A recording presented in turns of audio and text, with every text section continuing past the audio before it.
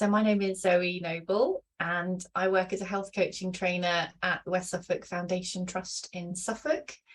And my clinical role is as a physiotherapist, and I've been practicing for 14 years now. And I first got into health coaching back in 2014, so that is 8 years ago. Did my 2-day training and found it so valuable, and I just wanted to get involved in, I can say spreading the word, but sharing it with other clinicians. And then I went on to become a trainer, which I completed in 2017. So yeah, I've been delivering training with my two amazing colleagues, Nina Finley and Trudy Dunn, since 2017, so the last 5 years. And over that time, because I know obviously you've been pretty active, how would you describe what you've done? What groups you've trained, perhaps how many people you've trained? Gosh, so when Nina and Trudy, so they started before me, they began delivering training back in 2014. So initially they rolled out the training within our trust. So they were just training clinicians who were sort of hospital based. And then we were really fortunate. We had an amazing public health consultant come on board, and she helped us secure funding beyond our trust. So I think it was from about 2017, we then began rolling the training out across the community. So we have trained every clinician you could picture. So therapists, allied health professionals, doctors, consultants, nurses, and now we've rolled into kind of primary care. So we've trained a number of GPs and practice nurses. We've had a few practice managers come along as well. And then in the last, I suppose, 3 or 4 years, we've begun training people in non-clinical roles. So social prescribers, people who work, there's a trust called the Green Light Trust. So they support people's health and well-being through connecting them with nature, for instance. So it's been really exciting. So any role that involves working with people who are either living with long-term conditions or are impacted by problems associated with long-term conditions. So we've estimated, we've probably trained approaching 1,000 people now, somewhere between about 900 and 1,000, which we can't get our heads around. It's just incredible. And it's been quite a journey. We've never quite known where it's going to go, and it's just continued to spread. And it's been exciting. How does it feel knowing that you've provided a 2-day training, which we know is, really helps people, to around 1,000 people? It's only now that I'm talking about it, I've really thought that is incredible. It does feel amazing. It is incredible, because we really believe in what we are sharing. We really believe in the values of health coaching. So the feedback, whether it's immediately after training, 6 months, a year down the line, it consistently tends to revolve around a few themes. So often people will say they just feel a bit lighter. So that I think there's this awareness that they don't have to hold all of the responsibility anymore. And so they feel a little less tired at the end of the day, less like they're taking their patients home with them. I've heard it described, and I can relate to that because I had a similar experience after I did the 2-day training. I think people feel a little energized. People are tired, and it's hard as a busy practitioner. So to kind of realize that there's a change possible, and then you can maybe try something new and interact with the people you're working with in a different way, it feels quite energizing for people. And I think they really value having something practical that they can go away and try as well. And then the other thing that we've observed, apart from just individual feedback, is we've just noticed we think there's been a bit of a kind of cultural shift happening in our local patch. And we're not putting that entirely down to us at all, but we've just noticed that people attending training now are kind of arriving at a different starting point. There's already kind of some awareness in the system, and there's more appetite for change, I think, which is really interesting.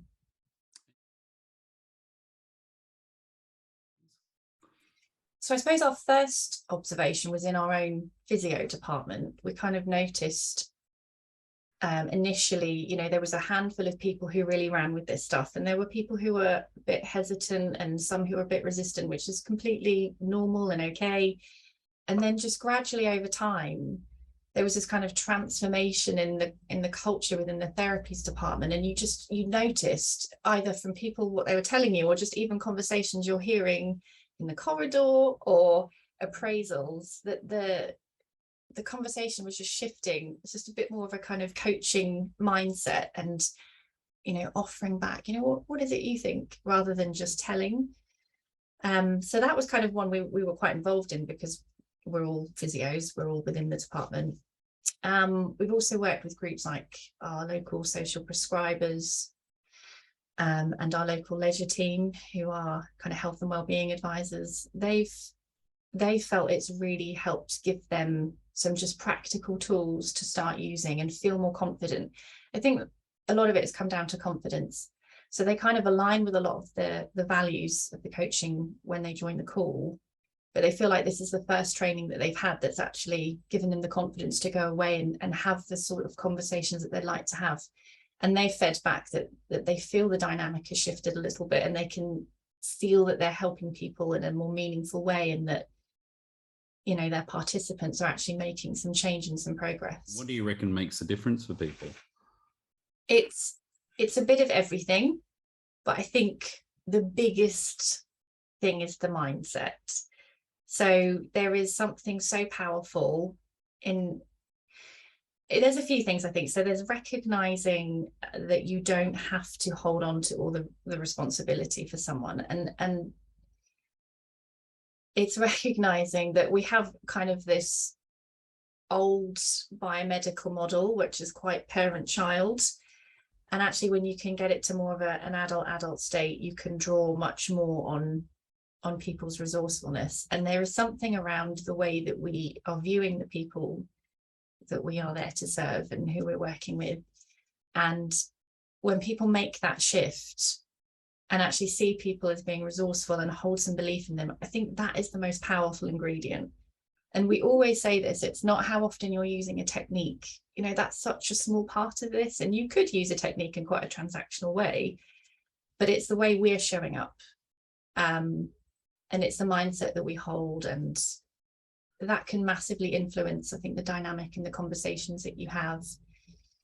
And there is also the practical stuff, you know, being mindful and aware of how present you are and the quality of your listening. Are you listening just to scan for information, or are you really trying to listen to improve the quality of the person's thinking, to help them express what they need to create a space where they can, you know, disclose more and share what's important.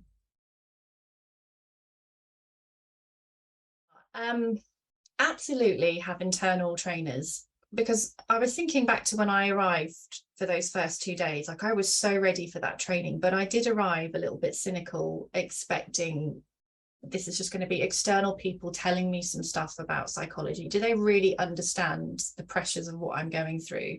And I think there is something so valuable in having, you know, practicing clinicians, especially who are part of your organization, who get the daily pressures and they get the values of the organization and the staff within it. Having those people training is really valuable. And it's also just handy, I think, to have their face kind of floating around. I probably could articulate that better. No, I know what you mean. But a lot of the conversations that we've had have been in the corridor, you know, people who've maybe trained, and then you can catch up and ask, and they maybe just want to run something by you, but they might not want to kind of pick up the phone or send an email. So having someone within the organization is just really helpful for that. What other hot top tips? So I mean, it kind of creates that thing around you're an advocate as well as a trainer, you know. Absolutely. And I think you have credibility as well if you're using this stuff and applying it. We're also saying from the get-go, you need to, if you want to have trainers within your organization, create a space for them that is supportive. You know, don't expect them to just come and do some training and make magic happen. They need time, they need flexibility, they're going to need managers on board that can support that. So we have been so blessed by our management who have believed in us. So they've held that coaching mindset in us, and they've made space and time for us to be able to do what we've needed to do. And, you know, give them the resources that they need or access to those. So like, we're clinicians, right? We don't know anything about writing business cases. So having someone that can help with that early doors and help them secure funding for longer than just 6 or 12 months is really important. And I think you've got to acknowledge that change, meaningful change, will take time. So don't expect this to be some quick tick box. In 12 months, you're going to train everyone and everything's going to be transformed. That's just not realistic. And so on the back of that, as well as us doing 2-day training, we offer, you know, drop in 2-hour CPD refresher sessions. We try and make ourselves available for bespoke support for teams and individuals. We've gone on and started delivering patient activation measure training just to help teams, you know, embed their coaching skills and be able to tailor their coaching to really meet people in a more individualized way. So if you want to embed it, you need to offer probably more than just 2 days. And those trainers need the space to kind of to work with that. They need admin support as well. I'm just going to throw that out there. There's a lot of admin that goes along with it. So if you can help them with that, it frees them up to do the bigger stuff. And to the trainers, I would say early doors, build relationships with key people. So we've been lucky with some of the people that we've come in contact with, but you know, if you have a public health department, is there anyone in there that maybe has values that align with yours that you could use? Go where the energy is. Don't try and force and knock on doors where people aren't ready to change. Use your coaching ethos and your values with the rollout as well as in your training. You know, accept that change is incremental, it takes time, it's not going to happen all in one step. Yeah, I mentioned a couple of key groups that we've trained. So there are social prescribers and Abbeycroft Leisure, who are a local team of health and wellbeing advisors and personal trainers. So they came and attended the 2-day health coaching training. And then we've also offered them training around the patient activation measure, which is all around supporting a more personalized approach and trying to meet people where they're at a little bit, because we don't tend to do that very well in the healthcare system. We tend to have quite a sort of one size fits all approach, and they have found that so valuable. The feedback consistently has been that it's just helped them hone those coaching skills in and help them to have slightly more tailored conversations, and they feel like their approach is more individualized and it's more impactful. So that's been a really exciting part of trying to embed this further, because one thing that we've always felt really passionately about is we're not interested in just ticking the box for how many numbers we get, how many bums on the seats. We've always wanted to kind of instill this at a deeper level, and PAM has just been a tool that's been useful to kind of support that. Pre-COVID, we were working with a respiratory team who were looking at some pathway redesign, and they were going to work it around patient activation and health coaching. Unfortunately, because of COVID and everything, that's kind of been put on hold, but we are hopeful that might be something we get back to at some point. So there is real legs to be able to embed this beyond just 2-day training. And on that note, I would also say to people maybe thinking about commissioning this in their organizations, you know, don't expect your staff turning up for 2-day training to just, that's it, that they're going to suddenly be health coaches that are never going to need to sort of update or refresh those skills. Create a culture within your organization that supports this ethos as well. So I mentioned how lucky we have been in our department with our management. It's really helped. You know, we can't expect clinicians to go out and embed this approach if they're not seeing that, you know, embodied in their own working environment. So look at the culture of your organization. And I think with that as well, a lot of people struggle to come to training because we now have accepted it, it's like seen as self-indulgent to take study leave, or to then take top-up study leave to want to refresh your skills. So people feel guilty and feel the pressure of their team and their staff shortage if they come to training. So just be mindful of that. You know, you want a culture where it's not just accepted, but where staff feel valued and their own development is seen as a priority. Because this stuff is great, but you need to refresh it and you need to keep, you know, going back to it. And it's easy to attend a course and it to just fall to the wayside. You need to create a space where people are experiencing that coaching ethos and they can top up those skills when they need to. So the temptation might be to make this training mandatory to try and get people through.